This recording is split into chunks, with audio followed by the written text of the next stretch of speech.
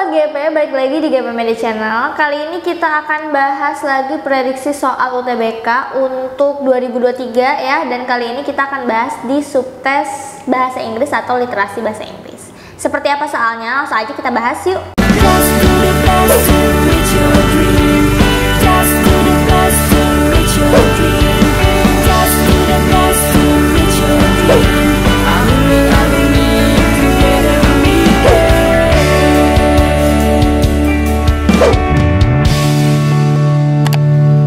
Mau belajar TPS UTBK 2023 versi kurikulum merdeka? Ikut kelas online di GP Media aja. Kamu bisa belajar 4 subtes TPS dalam 20 kali pertemuan dengan benefit e-book, 12 kali tryout, dan masih banyak benefit lainnya. Harganya 350.000 aja loh. Ayo buruan daftar dan jangan ketinggalan. Bagi kalian yang lagi cari tryout UTBK dan ujian mandiri untuk masuk PTN, gak usah bingung karena GP Media menyediakan tryout UTBK dan ujian mandiri untuk beberapa PTN ternama di Indonesia. Mulai dari harga 25.000, kalian sudah dapat ribuan soal prediksi, video pembahasan, dan ada kelas online juga loh. Tunggu apa lagi? Yuk daftar sekarang. Di sini udah ada kurang lebih 5 soal ya seperti biasa. Bacaannya lumayan panjang, jadi kita langsung aja ke soalnya dulu ya. Di sini udah ada nih soal nomor 1. From this passage, we can imply that bla bla bla. Ini soal yang paling umum ya teman-teman. Kalau ada kata imply, berarti itu sama aja kayak kita cari simpulan ya, kesimpulan. Atau kalau mau lebih gampang ya kita sebutnya ide pokoknya lah gitu ya. Ide utamanya dari si bacaan tersebut tuh ngomongin apa sih gitu. Atau topik, nah itu juga bisa ya. Oke, sekarang cara nyarinya gimana? Sebetulnya kalau cara nyari topik atau simpulan itu sama teman-teman ya. Caranya dia ada 2. Yang pertama, kalian bisa nih baca dari kalimat pertama di paragraf pertama gitu ya. Itu berarti kalimat utamanya gitu kan.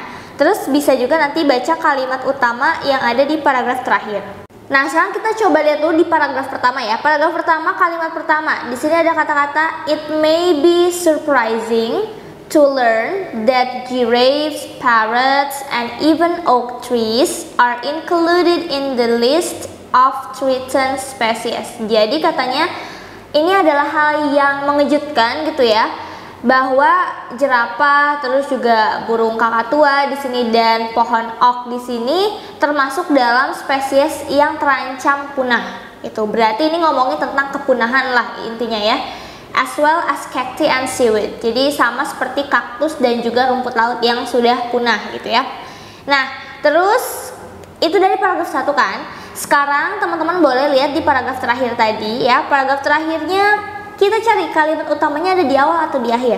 Nah, untuk paragraf yang terakhir di sini kalimat utamanya ada di kalimat terakhir. Dia bilang begini. Experts say these funds should be repurposed to incentivize regenerative agriculture, sustainable food system, and nature positive innovation. Intinya para ahli gitu ya mengatakan bahwa pendanaan ini seharusnya diatur ulang lagi dan digunakan untuk pertanian yang regeneratif, terus tentang sistem keberlanjutan atau ketahanan pangan, dan juga untuk inovasi yang positif untuk alam gitu. Jadi intinya kalau yang ini tuh ngomongin tentang pendanaan demi keberlanjutan lingkungan lah intinya ya. Kalau kita lihat ada nggak kaitan paragraf yang terakhir sama paragraf yang pertama? Ada. Kaitannya apa? Di sini paragraf 1 ngomongin tentang threatened species ya, atau spesies yang terancam punah. Terus yang di bawah itu ngomongin tentang gimana caranya supaya pendanaan atau bantuan yang diadakan gitu ya, yang disediakan itu bisa memperbaharui lagi, bisa menambah lagi ketahanan lingkungan kita. Jadi spesies yang tadi terancam punah bisa lebih beradaptasi dan bisa dalam jangka waktu panjang gitu hidupnya, nggak punah gitu ya. Artinya kalau kita lihat di sini, apa yang bisa kita ambil nih ide pokoknya? Jawabannya itu yang C.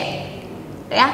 Yang C itu dia bilang the threat of extinction is inevitable. Jadi ancaman, threat itu ancaman ya, dari kepunahan, extinction itu adalah inevitable. Inevitable itu tidak dapat dihindari. Alias pasti terjadi gitu ya.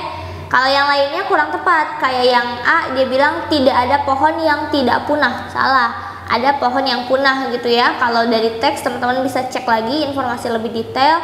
Terus yang B dia bilang lebih mahal pemakaian berkelanjutan daripada industri. Enggak, tadi kan di bawah aja, tadi di paragraf terakhir udah bilang kan kalau kita lebih baik dananya itu digunakan untuk ketahanan lingkungan atau pangan ya. Ini juga salah, ini juga salah gitu ya. Jadi untuk cari simpulan, ide pokok atau topik atau inti dari bacaan, caranya bisa seperti itu.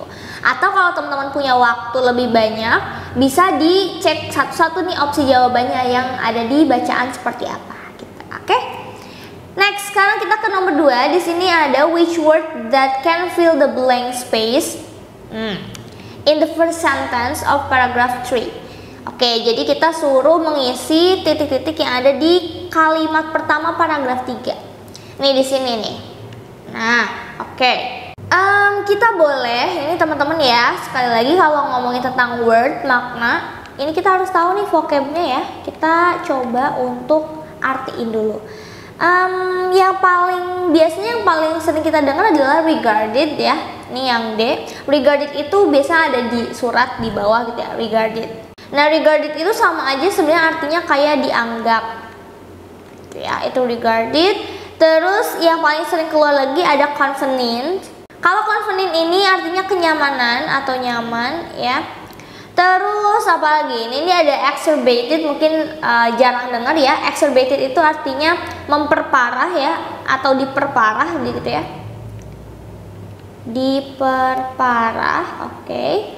Terus ada delicate. Delicate itu artinya halus atau lembut. Biasanya kayak buat kain itu delicate ya. Sama shattered itu artinya hancur. Hancurkan. Oke. Sekarang kita lihat baru ke teksnya. Di kalimatnya kita cari makna yang dibutuhin apa ya. Nih kalimatnya kan kayak gini. The current biodiversity crisis. Krisis biodiversitas atau krisis keanekaragaman hayati ya, saat ini, current tuh berarti sekarang banget gitu ya,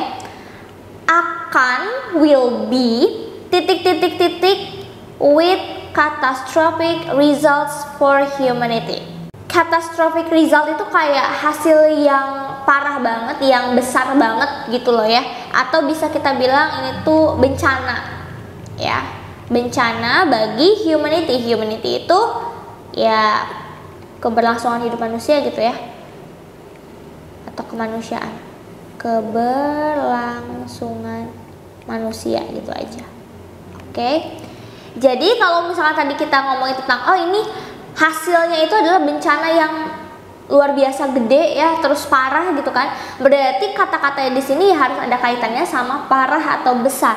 Berarti jawabannya udah bisa kita ambil yang A, exacerbated ya. Jadi kan itu diperparah, berarti krisis keanekaragaman hayati saat ini akan diperparah dengan adanya bencana yang besar bagi keberlangsungan manusia. Gitu, oke? Next kita ke nomor berikutnya, nomor 3 di sini, which of the following is not correct according to the passage, berarti yang salah ya, yang tidak benar. Ini kita cek satu-satu ya dari teks. Kita mulai dari opsi A dulu.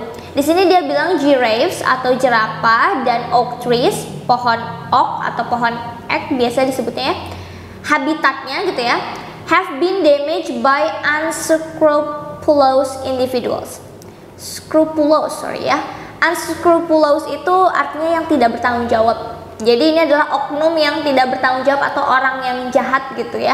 Jadi katanya habitat pohon ini dan jerapah itu dirusak ya, damage, dirusak oleh oknum-oknum yang tidak bertanggung jawab. Ya udah, kita cari nih di sini. Unscrupulous individuals. Oke. Kalau ngomongin tentang giraffe sama tree itu adanya di sini. Nah, paragraf 2. Dia di sini dia bilang kan nih, ini ada the word trees ya. Terus kalau kita ngomongin pohon oak-nya itu ada di, nah ini nih ada 31% katanya ya di dunia dari 430 jenis pohon oak yang terancam punah. Itu kan? Nah, kan kita mau tahu nih terancam punahnya karena apa? Apakah kan oknum yang tidak bertanggung jawab? Yaitu tadi ada di atasnya di sini kan. Pohon-pohon di dunia itu terancam karena berbagai macam sumber gitu ya ancamannya. Pertama, ada penambangan yang ilegal gitu ya, yang besar-besaran. Ada deforestasi ya, penurunan fungsi hutan yang digunakan untuk industri dan juga pertanian. Terus dibakar kayu-kayunya gitu ya, dan lain sebagainya. Artinya apakah ini dari pihak yang tidak bertanggung jawab? Ya betul ya. Kalau yang giraffe-nya di sini nih teman-teman. Ini giraffe ya, jerapah katanya menderita dari degradasi habitat. Jadi habitatnya itu semakin rusak. Berarti betul ya. Nih, ini karena orang-orang yang tidak bertanggung jawab. Sekarang kita lihat yang B. Governments spend more than 500 billion dollar. Ini berarti pemerintah menghabiskan lebih dari 500 miliar ya, 500 miliar dolar setiap tahunnya untuk mendukung keanekaragaman hayati dan juga industri. Kata kuncinya lihat aja di sini kan ada angka ya. Nah, ini teman-teman bisa cek di tadi paragraf yang terakhir. Ini ada 500 billion dollar ya, 500 miliar dolar. Nah, di sini dia bilang pemerintah itu menghabiskan lebih dari sekian banyak dana untuk apa? Untuk lihat deh, harm biodiversity to support industries. Jadi dia itu merusak lingkungan untuk mendukung industri. Sama nggak kayak ABC di sini? Kalau di sini dia bilangnya itu tuh mensupport dua-duanya, biodiversitas sama industri, ya. Artinya salah dong, ya. Supportnya itu support ke industrinya doang harusnya, bukan support ke biodiversity-nya juga. Justru itu merusak gitu ya. Jadi yang salah ya pasti udah yang B, ya. Kalau yang C, marine ecosystem, betul ya. Itu ekosistem laut, salah satu ancaman kepunahan ada di paragraf 1 ya. Marine itu nih di sini nih dia ngomongin tentang rising sea ya. Terus kalau yang D, human behavior, ya perilaku manusia menjadi awal mula adanya kepunahan, itu betul ya. Itu dibahas di setiap paragraf sih sebetulnya ya. Karena kan di sini dia bilang beberapa kepunahan itu karena perilaku manusia, ada yang menebang pohon, ada yang merusak habitatnya dan lain-lain gitu ya. Terus kalau yang E ini juga betul ya, utilization of current resources, jadi penggunaan sumber daya alam yang kita punya sekarang itu harus dijaga untuk generasi yang akan datang. Itu yang namanya sustainable tadi ya teman-teman nih, sustainable use ya, atau pemakaian berkelanjutan. Oke? Nah sekarang kita lanjut ke nomor 4. Nomor 4 kita disuruh untuk which of the following best restate, menyatakan kembali pernyataan yang ada di kalimat ini. Jadi kayak kita ngomongin lagi gitu ya, kita ambil intinya dari kalimatnya apa. Dia bilang they have long understood. Mereka punya long understood. Understood itu pemahaman ya. Long kan biasa panjang. Kalau di sini mungkin panjangnya itu maksudnya dia punya pemahaman yang mendalam ya. Nah ini makanya kalau bahasa Inggris tuh memang nggak bisa ya kita artiin satu kata translate, nanti maknanya suka beda. Nah kalau di sini kalimatnya bilang mereka punya pemahaman yang mendalam tentang apa? Value. Value itu nilai. Tentang nilai terhadap atau nilai dari wild species atau spesies liar, ya. Spesies liar, and have learned, dan sudah mempelajari bagaimana to use them sustainably. Bagaimana menggunakan mereka secara berkelanjutan. Merekanya nih apa? Merekanya itu maksudnya ini nih, spesies liarnya tadi gitu ya. Nah ini yang menggunakan spesies liarnya siapa gitu kan? Berarti kita boleh cari dulu nih D yang di sini tuh merujuknya ke siapa ya? Kita lihat kalimatnya ada di mana. Kalimatnya itu ada di paragraf keempat di sini, bagian. Nah ini nih. As they have long understood the value of wild species and have learned bla bla bla, ini ya. Ini dia lagi ngomongin siapa sih? Nah, teman-teman bisa cek ke kalimat sebelumnya. Dia bilang the report illustrates the importance of indigenous people. Jadi laporannya itu mengilustrasikan, menggambarkan pentingnya orang-orang lokal. Indigenous tuh orang-orang lokal atau orang-orang yang asli di tempat itu gitu ya. Biasanya kita sebutnya kayak kalau di Indonesia tuh orang-orang pedalaman. Nah itu adalah indigenous people ya, orang-orang lokalnya.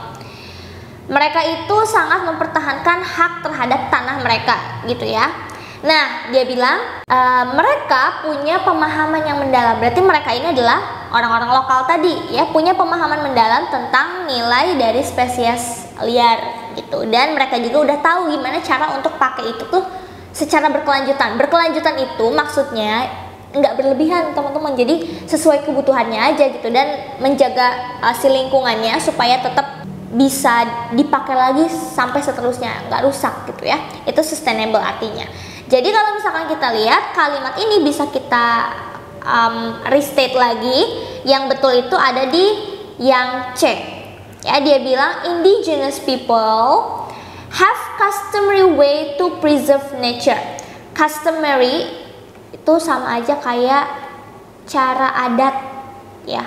Way itu cara, custom itu artinya adat istiadat. Jadi mereka punya cara adatnya, cara lokalnya mereka untuk preserve. Preserve itu artinya melestarikan, untuk melestarikan alam. Sama kan ya? Tadi ya seperti yang kita omongin. Oke? Jadi untuk nomor 4 jawabannya C. Nah, sekarang kita lihat di soal terakhir. Why giraffes is estimated to face the extinction? Kenapa jerapah itu bisa diperkirakan menghadapi kepunahan? Ya, tadi untuk yang ngomongin giraffe adanya di mana? Adanya di paragraf 2 ya, ngomongin giraffes. Teman-teman bisa cek di sini. Tadi ya. Kita coba artinya. Giraffes atau jerapah are targeted for their meat. Jadi mereka itu dijadikan target untuk diambil apanya? Meatnya, dagingnya. Berarti kan kalau dia dijadikan target artinya ada pemangsanya dong ya. Ya pemangsanya kalau di sini berarti kemungkinan manusia ya, karena yang bisa berburu jerapah kan manusia gitu ya di sini. And suffer from the degradation of their habitat. Dan mereka itu harus mengalami atau menderita habitatnya yang semakin rusak. Ada degradasi habitat ya. Kenapa dia bisa rusak habitatnya? Karena unsustainable wood harvesting, karena ada pengambilan kayu yang tidak berkelanjutan, berlebihan. Jadi kayu-kayu semua dari pohon-pohon itu diambilin, ya akhirnya kan si jerapahnya nggak punya makanannya dong di habitatnya ya, jadi susah kan untuk cari makanannya. And increase demand for agricultural land ya, dan digunakan sebagai lahan pertanian, tempat atau habitatnya si jerapah tersebut. Itulah yang membuat jerapahnya akan mengalami kepunahan. Jadi ada berapa? Ada 3 ya. Kenapa dia bisa extinct, bisa punah? Pertama karena dia dijadikan target untuk dagingnya. Kedua karena ada degradasi ya, si habitatnya tadi gitu ya, degradasi. Dan yang ketiga dijadikan lahan pertanian ya, agriculture. Ya udah, berarti jawabannya di sini yang mana? Ini yang E. They are targeted by predators. Predatorsnya di sini kemungkinan manusia ya. Karena kan kalau yang tidak berkelanjutan biasanya manusia yang berlebihan ya untuk mengambil si dagingnya tadi. Oke? Dah, jadi untuk nomor 5 jawabannya yang E. Nah, jadi itu dia teman-teman ya untuk prediksi soal TPS literasi bahasa Inggris kali ini. Semoga teman-teman bisa kebayang lagi tipe soalnya seperti apa. Kemungkinan memang kalau struktur atau grammar itu nggak akan terlalu banyak ya, mungkin ada 1 aja atau mungkin nggak ada sama sekali gitu ya. Kebanyakan untuk literasi bahasa Inggris akan fokus di bacaan aja atau reading comprehension. Oke, saya itu aja untuk video kali ini, semoga bermanfaat and see you in the next video. Dah.